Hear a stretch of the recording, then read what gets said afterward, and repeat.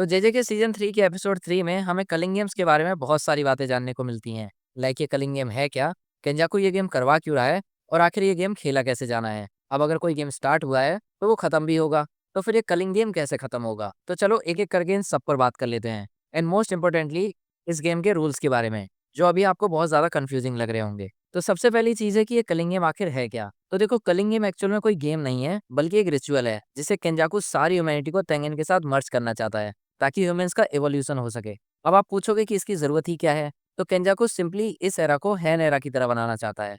लेकिन ये बात तो आप लोग भी समझ गए होंगे कि इतने सारे लोगों को तेंगिन के साथ मर्ज करना पड़ी खीर उठा के खाने जैसा तो है नहीं। उसके लिए चाहिए होगा इमेंस अमाउंट ऑफ कर्स एनर्जी, और वही एनर्जी उसे मिलेगी इस कलिंग गेम से। अब चूंकि ये गेम है तो इसका कोई अरीना भी होना चाहिए, तो केंजाकू ने पूरे जापान में 12 बैरियर्स बनाए हैं जिन्हें हम लोग कॉलोनीज बोल सकते हैं। और ये टोटल 10 जगहों पर बनाए गए हैं। इनके अंदर दो तरह के प्लेयर्स जा सकते हैं। पहले जो अवेकन है, ये वो प्लेयर होंगे जिनके पास कोई कर्स एनर्जी तो थी लेकिन वो कभी उसे एक्टिवेट नहीं कर पाए थे। और दूसरे वो जिन्होंने कोई कर्स ऑब्जेक्ट खाया हो, लाइक यूजी। अच्छा हाँ, एक चीज आपके दिमाग में और आ सकती है कि अगर ये गेम है तो इसका कोई गेम मास्टर भी होगा, और कोई क्यों, वो केंजाकू ही होगा। तो बधाई हो, आपके साथ प्रैंक हुआ है। इस गेम का कोई असली गेम मास्टर है ही नहीं। दरअसल केंजाकू ने इस गेम को बनाते वक्त बहुत सारे बॉन्डिंग वॉस का यूज किया था, जिसमें से एक वो था कि केंजाकू गेम का मास्टर नहीं है, मींस कि अगर वो मर भी जाएगा तो ये गेम कभी एंड नहीं होगा। हाँ जानता हूँ ये काफी ज्यादा इरिटेटिंग है, और आप सोच रहे होगे कि फिर ये गेम खत्म कैसे होगा।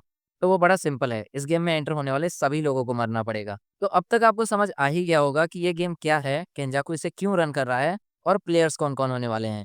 तो अब बात कर लेते हैं इस गेम के रूल्स की। तो अभी हमें टोटल 8 रूल्स के बारे में बताया गया है, और हम उन्हीं पर बात करेंगे। जिसमें सबसे पहला रूल है कि जिन लोगों ने अपनी कर्स टेक्निक को अवेकन कर लिया है, उन्हें गेम स्टार्ट होने के 19 दिन के अंदर ही गेम में एंटर करना पड़ेगा। उनके पास कोई चॉइस नहीं है। लेकिन क्या होगा अगर वो गेम में एंटर नहीं करेंगे? वहीं आता है रूल नंबर 2, जो कहता है कि अगर आप 19 दिनों में गेम में एंटर नहीं करोगे तो आपकी सारी कर्स एनर्जी छीन ली जाएगी, विच सिंपली मीन्स कि आपकी मौत हो जाएगी। अब आपको समझ आ गया होगा कि क्यों मैंने कहा था कि प्लेयर्स के पास कोई चॉइस नहीं है इस गेम में एंटर करने के अलावा। इसके बाद आता है थर्ड रूल, जो कहता है कि अगर कोई भी, विच मीन्स कोई भी, इस गेम एरिना में कदम रखेगा तो वो इस गेम का हिस्सा बन जाएगा और उसे गेम खेलना ही पड़ेगा। Again no choice. लेकिन अगर आप ध्यान से सोचो तो एक प्लेयर है जिस पर रूल नंबर 2 और 3 काम नहीं करेगा, और वो कौन है ये आप मुझे बताइए कमेंट सेक्शन में। नेक्स्ट रूल नंबर 4, जिसका मतलब है कि गेम में पॉइंट गेन करने के लिए आपको सामने वाले को मारना पड़ेगा। हाँ, जान से मारना पड़ेगा। ये कोई नॉकआउट गेम नहीं है। अब जब आपने किसी को मार दिया है तो आपको कितने पॉइंट मिलेंगे, ये तय होगा रूल नंबर 5 से, जो कहता है कि अगर आपने किसी सॉर्सरर को मारा है तो आपको 5 पॉइंट मिलेंगे, और अगर आपने किसी नॉन सॉर्सरर को मारा है तो आपको 1 पॉइंट मिलेगा। इसके बाद आता है 6 रूल, जिसमें अगर आपके पास 100 पॉइंट्स हो जाएं तो आप एक न्यू रूल ऐड कर सकते हो। लेकिन इसमें भी एक रिस्ट्रिक्शन है कि आप किसी भी एग्जिस्टिंग रूल के साथ छेड़छाड़ नहीं कर सकते। लाइक कि अगर बैरियर में आने के बाद आप वापस नहीं जा सकते तो आप इस रूल को चेंज नहीं कर सकते, क्योंकि ये पहले से ही वहां है। तो अगर बेसिक मैथ करें तो या तो आपको 100 ह्यूमंस को मारना पड़ेगा, या फिर आपको 20 सॉर्सरर्स को मारना पड़ेगा ताकि आपके पास 100 पॉइंट्स आ जाएं, जिनसे आप एक नया रूल बना सको। काफी खूनी खेल होने वाला है ये। इसके बाद आता है 7th रूल, जिसका मतलब है कि आप कोई भी ऐसा रूल नहीं बना सकते जिससे कलिंग गेम बहुत जल्दी खत्म हो जाए।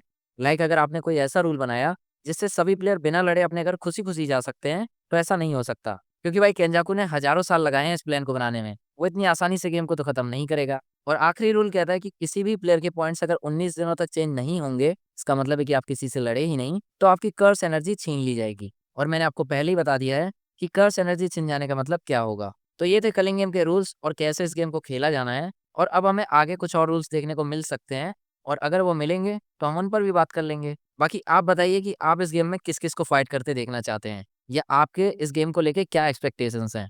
बाकी हम मिलते हैं आपसे जल्दी नेक्स्ट वीडियो में, और तब तक के लिए फील द सिनेमा।